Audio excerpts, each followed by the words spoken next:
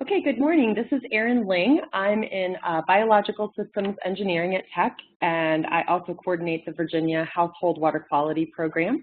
I am re-recording this webinar that I gave on Monday, August 14th at 10 a.m. because I had a couple technical difficulties during the original webinar.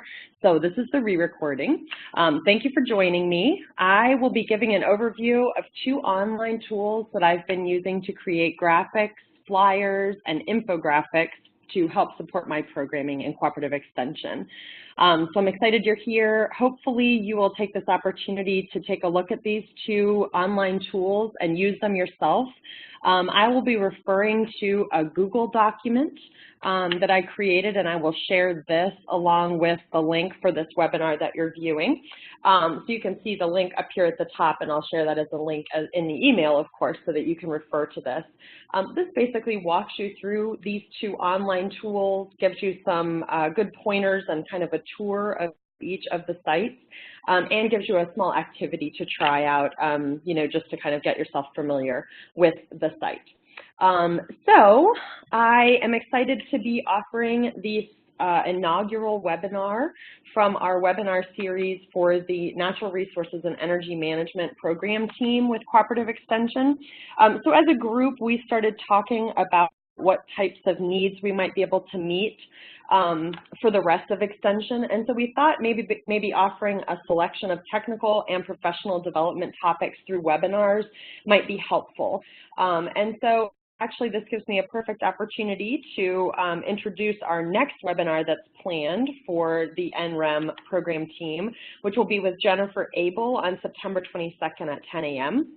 And she'll be talking about the Energy Masters program that she runs up in Arlington County. So this, of course, is a more technical topic. Today, I'll be talking more about a professional development topic, introducing these two sites that I've been using to develop infographics. This flyer I actually created in Piktochart, which is one of the tools that I'll be talking about today. Just a little bit more about NREM. The topics that we focus on are water, waste and waste reuse, energy, forestry, and natural resources. So I know we already work with a whole variety of you. We're very thankful for that.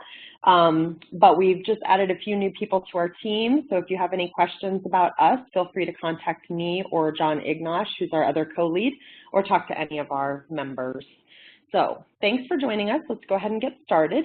So I mentioned I'll be talking about two different sites today, Piktochart and Canva. I actually have used Piktochart a little bit more. I'm more familiar with it. I have used Canva for a couple of things, but I'll be going into a little bit more detail about Piktochart today. Canva is actually pretty similar to Piktochart, so you'll see a lot of things that they have in common. I will give you a quick tour of each site. Both of these tools are available free online. And you can see the links here. If you want to access those, of course, you can just Google them as well. You can also upgrade your account on both of these sites. So Piktochart offers an educational or nonprofit rate, which is much cheaper than their typical rate. And that is $40 a year. So I went ahead and upgraded to use that option with my account in Piktochart. It's been more than worthwhile for me. It gives you access to a lot more features and templates if you upgrade. So that's something to consider. You can share an account on Piktochart, so give multiple people access and come up with a generic username and password that maybe a whole unit office would use.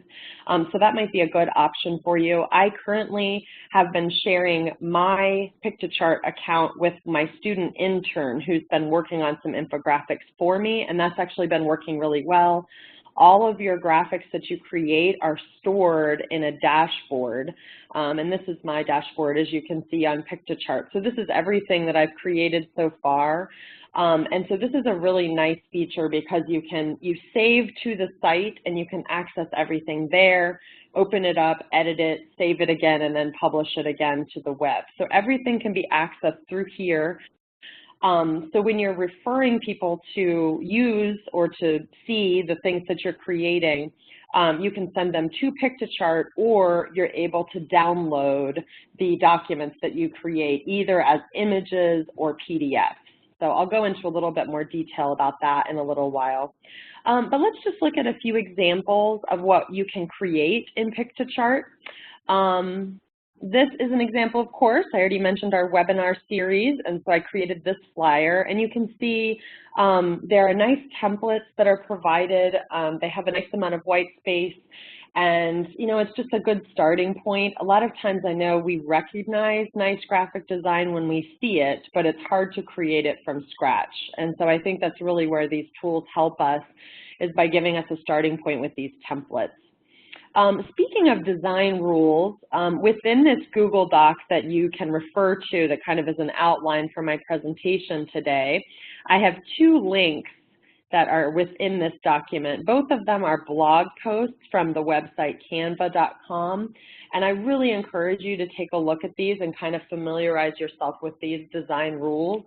The thing I like about this post is that it actually gives you an explanation of what the rule is, why it's important, and then it gives you an example. So you can see something like kerning.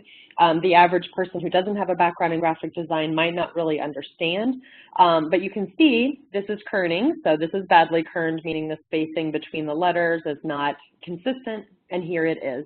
So this is a really helpful, just kind of browsing to just reinforce, what looks good when we create infographics or flyers. So I think this is really helpful. So take a look at these two links that I've included in that Google Doc, and just kind of remind yourself of, what tends to work best and what tends to look good. Okay, so I wanted to show a couple of other examples. Michelle Frisbee with the Master Naturalist Program, also with Cooperative Extension, shared one of the recent annual reports that she created using Piktochart. And I talked with Michelle a little bit. She did not do any kind of tutorial or class. She just ended up playing with Piktochart until she got comfortable with it and then created this. And I think it's a really good example of the type of thing we can be creating in Cooperative Extension. So she's used a nice, range of colors. Obviously, she's working with nature and Master Naturalist, so she has her browns and greens, which I think is appropriate. She's just chosen a few fonts. She isn't overwhelming us with like 15 different fonts, and it's not too busy. She's done a good job keeping white space in between the different text boxes here.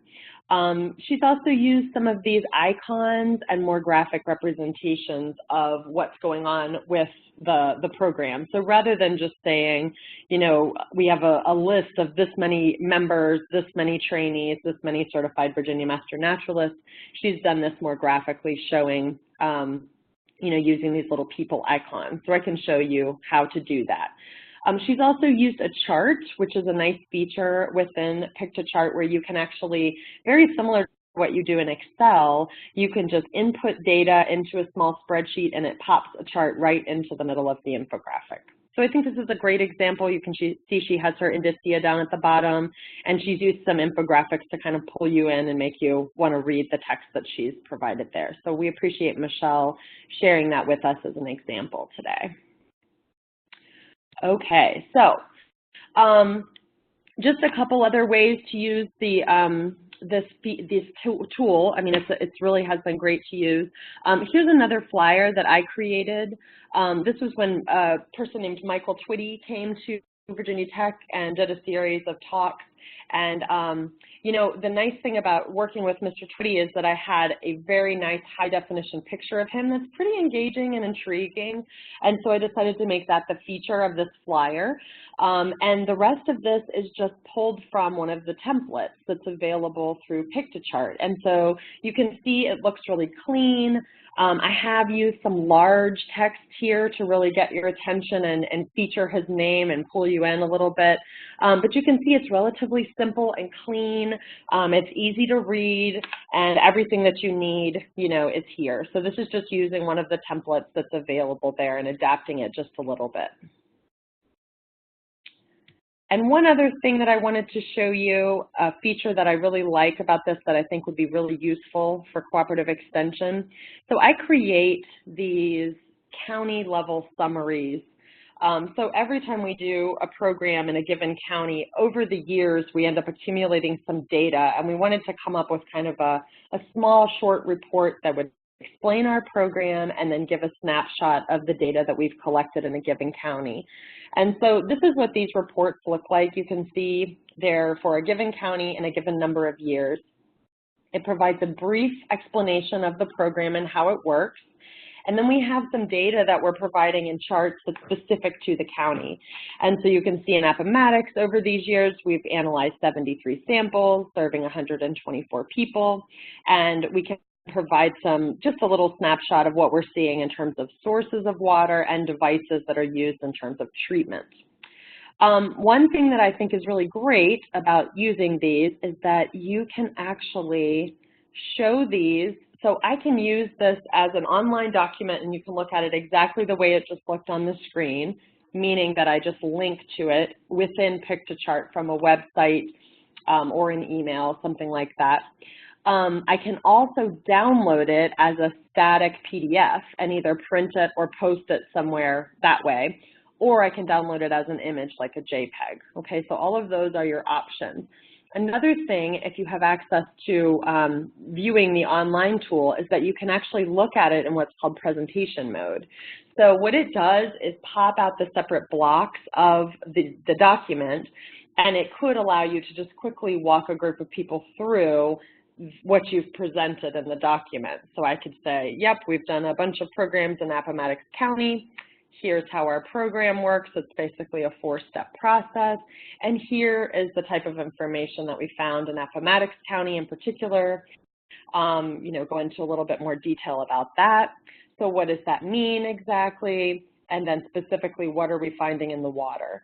So this is a really nice feature, this presentation mode, to be able to kind of chop up a document and show it as a presentation. So that's something to keep in mind. If that would be useful to you, just think about formatting your document in a way that the blocks would make sense, as a presentation. It's something you can play with. Okay, so let's just go and create a new infographic in Piktochart, because I think this is a good way to kind of orient yourself with the tool. And I would encourage you actually to log into Piktochart. You can create a new account. I think it just requests your email. It's pretty easy to set up. It does allow you to log in either through Google or Facebook, like a lot of sites do now, which is very convenient. So what you can do is just, obviously, if you're starting something new, you don't have a dashboard or any documents yet, so yours will look a little bit different, but you can just click on Create New, and of course, you can always start with a blank canvas. I would recommend you select a template and start from there, just because that really is the power of these programs, that they kind of give us a starting point and give us some guidance for the design that we're creating. So you can select a template, and let's make an infographic today. So there are some other options. I do encourage you to think about how you're going to be using the document that you're creating. So an infographic is graphically, engaging. It's got less text than a lot of what we use conventionally. It is interesting to look at. It tends to be a longer format, which means that it's easier to view online. If you're thinking about creating something that you want to use online and be printed, or just be printed, I recommend you head over this way and use one of these reports. This just gives you more typical sizing for printing on paper, and it just makes more sense.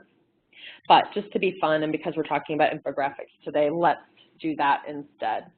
So I will point out there's a menu of free templates, and then there's also a menu of pro templates. So if you sign up for an account and pay that $40 a year, you will have access to the pro templates, and there's a lot more options there. So I recommend it. Of course, if you want to try it out for a while before you decide to subscribe, that's not a bad idea. So let's just pick one so that we can just play with it a little bit and kind of familiarize ourselves with the toolbars. So this is what your template is going to look like. It is split into blocks. As I mentioned, these would be the pieces that would be presented in presentation mode. And you can change the size of these blocks, so you can see this is where they start and stop, so you can move this back and forth. Oh, one other thing I wanted to show you. You might, especially if you're planning to use printed, if you're going to end up printing a lot of your documents, go to page setup and just make sure that it's set at your default is 8.5 by 11 inch. So that generally when you print something, it's going to line up with those dimensions and not give you some weird shape that isn't going to easily print on paper. Okay, so within a block, we have this little toolbar that basically allows us to change, add, or move these blocks that include the text box and icons and everything that's on that block, okay? So we can add new blocks, we can move them up or down here, you can see. You can clone it, basically duplicate it, and it'll put it down below the existing block, or you can delete it. So that's kind of how Piktochart works, is separated into these blocks.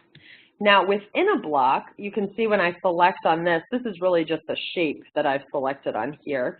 You can see the little red boxes and the circles and the box around the outside, indicating that that is just a shape that I've plopped down. And you can change the color just like you do within Word. You can see this whole menu pops up here, and all of these are going to look familiar to us for the most part. So we have undo, we have redo, cut, copy, paste, delete, the color, the opacity, all of this seems familiar.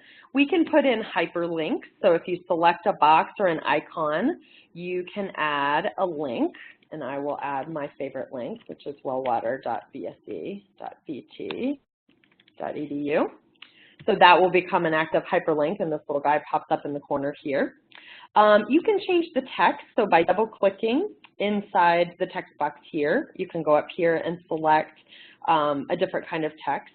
Think about your audience. It's kind of obvious, but when you're thinking about who you're communicating with, think about how simple or fancy or playful or not to make your text.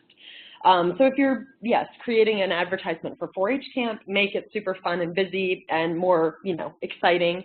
If it's something for another audience that's a little bit older or more conservative, just keep that in mind. And I think I mentioned this already, but you want to keep your number of fonts to 2 or 3 per document. And think about if you're creating multiple documents that are kind of part of a series, to be consistent. So you don't want to be having your fonts change all over the place. Pick something kind of simple here. Same thing, you can change your size of your text here by just scrolling back and forth. And then some of the fonts that are provided have bold and italic and some do not. So if you're not finding what you need with regard to bold and italic, you might need to go up and select a different font. You can do your text alignment here. I already told you about the link feature. And you can do the arrangement, which is sending forward, sending backward, move to front, or move to back, just like you would, in PowerPoint or something like that. Okay, so that's pretty much how that works. If we go over here, we can look at the different types of graphics that we can add. Anytime you wanted to get rid of something, you just click on it and you can press delete. You can press undo if that bothers you or you didn't mean to do that. So we can add shapes or icons. So these are all just shapes, just like we would use in Excel or in Word or something like that. So all you do is just click on it and it shows up. You can resize it. You can change the color of it. This is all very similar, to what we're used to using, that kind of what you see is what you get. It's pretty straightforward. You can also, since this includes shapes and icons, you can also search for icons that might fit your needs. So I do a lot of work with water, so I can look up here what options might work for me. There's my nice bottle of water there. So when you're thinking about how to use icons, just keep in mind what keywords might work for your programming. We can also insert lines. That's pretty straightforward there. So you just click there and a new line will pop up inside of that block. There are a bunch of stock photos that are available through Piktochart. So you can select any of these. Again, you can search. So if you want to say drink water, oh, that didn't work. Let's try just water. This will give you some different options. There's also a function that you can upload your own pictures, and I use that quite a bit, so I'll show you that in just a second. So those are stock photos. And then finally, there's photo frame down here, which I don't use very often, but it just allows you to make photos look different by giving them a different outline or shape or frame. So I mentioned uploads. So you can upload logos, you can upload other icons that you want to use, or images. All you do is drag them from wherever you have them stored and drop them right in this box here, and they get added to your home menu. Now, you can see I've been using this for several years, and I have quite a few images uploaded, and I have only used a little bit of my space. So there is a lot of room here to add more images. Again, if you're sharing an account with other people, this could be helpful because you could upload everything in one place, and then I'll be able to use it for different documents that you're creating. It's important to keep in mind when you upload an image to this or an icon or something, if you delete it, it will be removed from any of the documents or infographics that are using it. So you can't get rid of stuff and have it stay in your files that you've created. So that's just something to note. You can change your background, so there are solid background colors, and if you don't see what you're looking for here in terms of colors, there's a huge range of other colors. You can pick a little spot here on the rainbow and then go up here and find, more specifically what you're looking for. You can also use just different patterns of backgrounds. Again, a lot of the templates already come with a background and a set of colors that tend to go together. So of course you're welcome to change those or just use what's provided in the template. Text, I showed you how you can play with the text boxes that are already part of a template, but you can also add new text boxes. So you just click on kind of what size text box that you would like. You can see it pops up here and it's already highlighted. So I can pick a different font and you can see it changing there in the background, a different color, a different size. All of this is pretty straightforward and just like what you would do in Word. You can also use these things called text frames, and this is just a more, it's a pre-formatted different way of looking at text.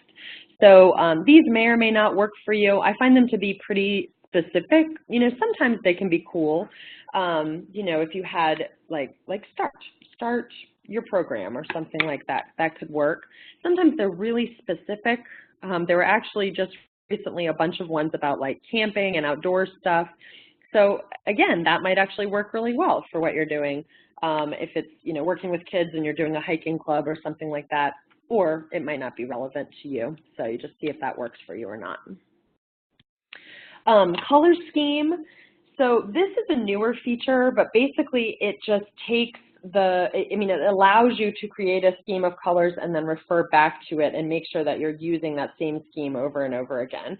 So within a given template, you can create a new color scheme, and let's call this template 1, and that's just pulling from this template that I've already created, and it basically makes it into a labeled color scheme that I can pull back in and use again later.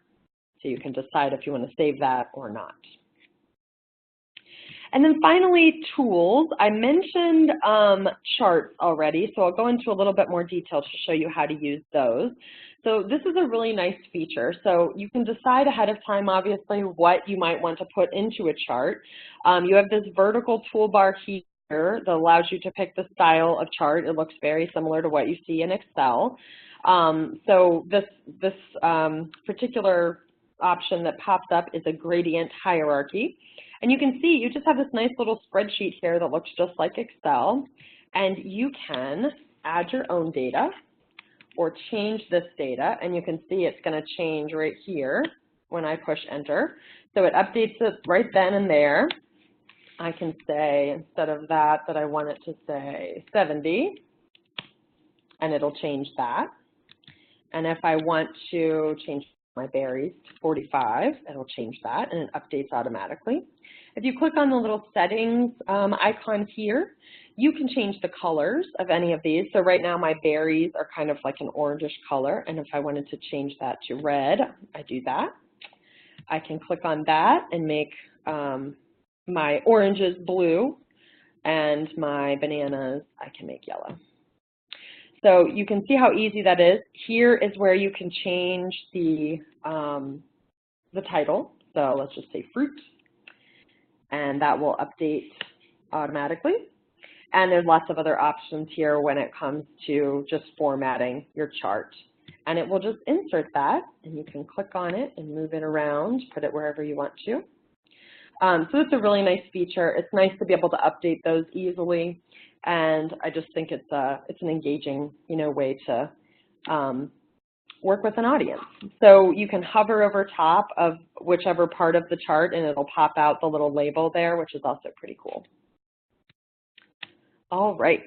There are also maps that you can use. I find my experience with these is that they're very large scale, more like global country level maps. And so that may or may not be relevant to you. I haven't found a way, to get more specific, like down to Virginia or counties or anything like that. So that may or may not work for you.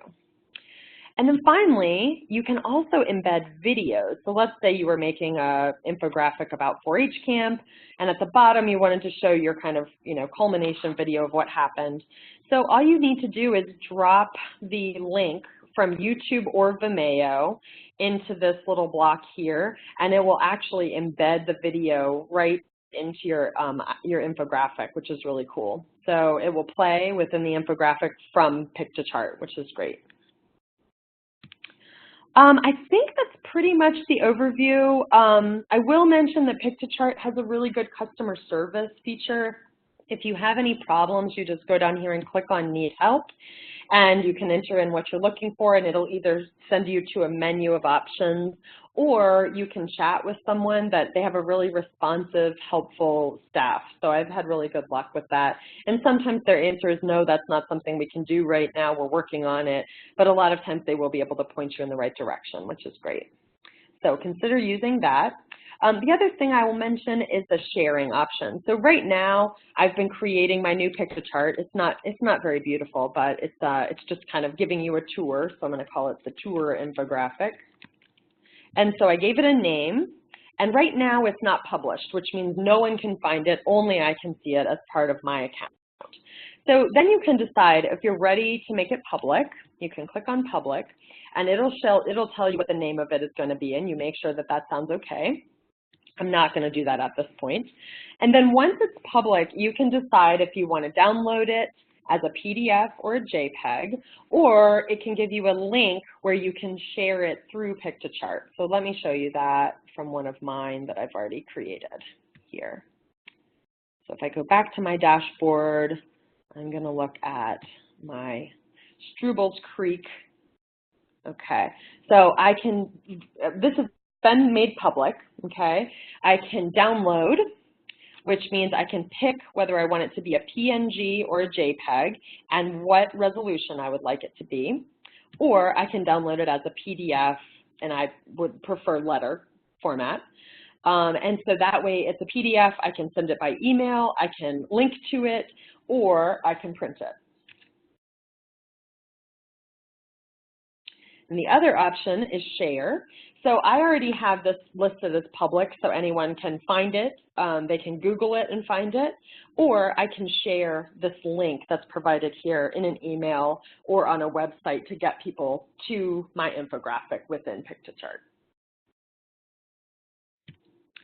Okay, so that is Piktochart in a nutshell. Again, if I recommend you play with it and kind of get familiar with it. Use the help feature if you need help. You're welcome to email me if you have questions. But it's a really great tool, and I've used it in a lot of different ways and have really benefited from it. So I'm excited to be able to share about it today. I also mentioned we would be looking at another site called Canva. So this is Canva. Canva is also a free site. and there are options for upgrading your account. So Canva is a little bit more expensive. It's $12 per user per month. So you can do a 30-day free trial with all of the features that you would get with that $12 a month, or you can just use it for free. If you use it for free, the Canva logo is on your stuff. So you just have to decide if that's okay or if it's worth it for you, to upgrade to the paid account. And, I just decided to do Piktochart. You could do both. It's up to you. This site is especially good for creating graphics for social media. So it has all these options for different types of social media that are specifically kind of, the dimensions of them are specific so that they work well with those different social media. They recently have increased and improved what's available in terms of infographics, so I actually really like a lot of their templates, so just take a look and see if it works for you. These are the two Canva graphics that I've created so far that are basically just designed to get people's attention about what might be in their water and hopefully encourage them to test their water. You can see, you can also share these graphics within Canva. You can download them as images, or you can order prints. If you make public, you can share the link and anyone can find it. I generally have been downloading mine as JPEGs and then just posting them on social media or in emails. That's how I've been using it, but you could certainly do more than I have done with this site. So just a quick kind of orientation with Canva. You can create a design. So same thing, you can play with this and just kind of see what works for you. There are lots and lots of options in terms of what type of thing you might create. So you can browse through here. I'll just pick social media here. So it gives you all these different layouts. And you can see, I mentioned that you can upgrade your account in Canva. You can also pay per design. So they have stock photos too. And then some of their images, like you can see this one has a little $sign pop up. They just have a fee associated with it. So what you can do is use the free site and then just have a little money on your account, and then you can use those credits to use the features that cost money. So I've done that a little bit with Canva, but again, I found Piktochart to be so useful and powerful that I've just been using that mostly. So you can pick a layout that you like. Let's see, let's pick this one. This looks a little different here. And so this is a template, obviously. You can go in and change any of this stuff, just like we were doing in Piktochart. And the same thing, the font, the size, the color, all of this comes up at the top. And it's what you see is what you get, and it's pretty easy to adapt and use for your purposes. Under elements, there are free photos, so they have lots of stock photos, like I mentioned, and you can search, if you want to good old water, search for water again, there's lots of options. They have icons that are mixed in with the images, so those are all there for your use. There are grids you can use, and that, if you're starting from scratch, this is a good idea.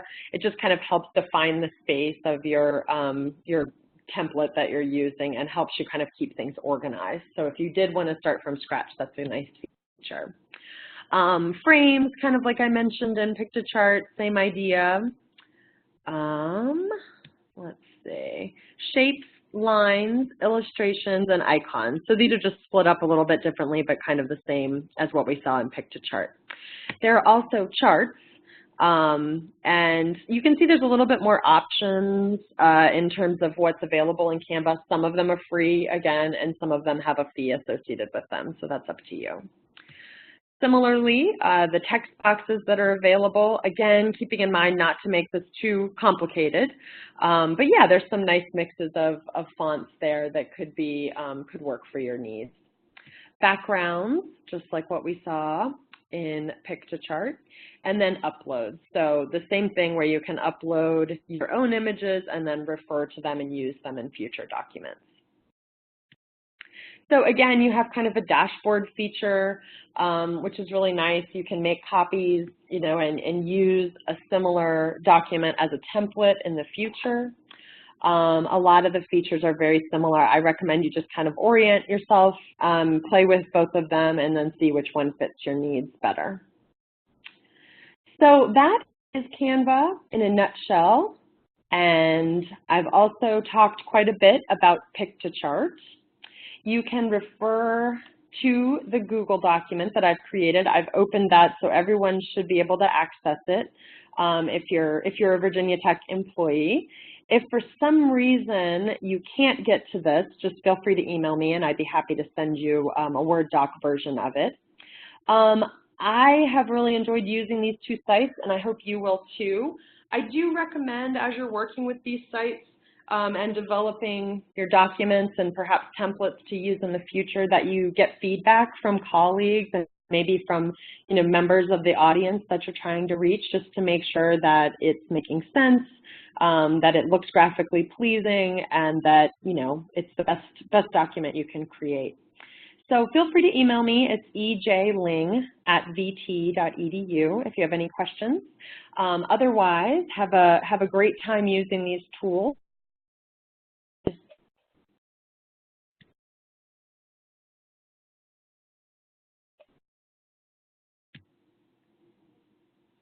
Thanks so much and have a great day.